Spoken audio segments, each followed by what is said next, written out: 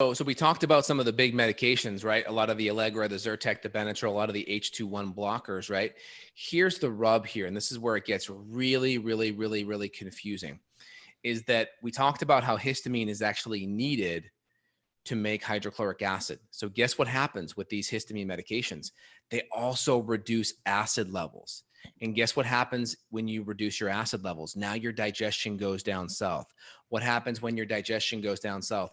Now you start to have more SIBO and bacterial overgrowth. Guess what SIBO and bacterial overgrowth does? It produces more histamine metabolism. So it's this unbelievable vicious cycle people get on, and it's Yeah. very, very frustrating.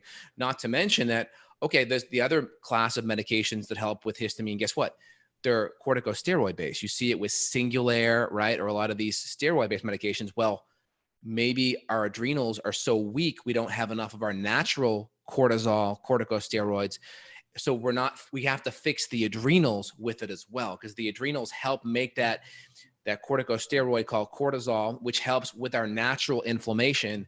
And if we can't put the fire of inflammation in our body out every day, that fire is going to run rampant and create more inflammation. And that inflammation is going to drive more histamine issues. And like we talked about before, all of those histamine medications, they deplete the DAO enzyme.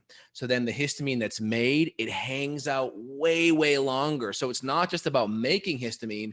It's about now you can't break it down. So now it stays at the party. It's like, it's the guy at the party that just lingers way too long. It's like, you should be out of here, dude, right? Closing time. But that's what's happening with histamine in our body.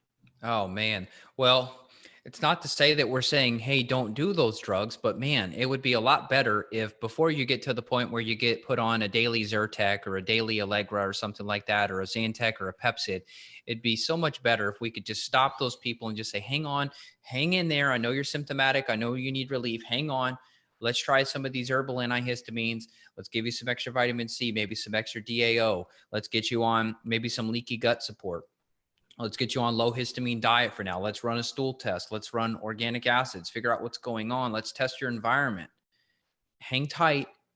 And then if we could do that, it's just such a deep rabbit hole. It seems like every time you and I do a conversation on a different health aspect, there's always a drug that's involved in terms of being palliative, but it seems like there's always a double-edged sword to that, no matter what the topic is. Isn't that funny how you and I always end up here? It's like, crap, the drug helped, but now it actually put us in a bigger hole. And now we got to get them out of this hole because now they're down-regulated of DAO even more than they were before. It's like, oh. Exactly. This is the problem, right? And so in general, we got to look at the adrenals, got to look at the inflammation, because if you're taking steroids, we need to have our natural anti-inflammatories going.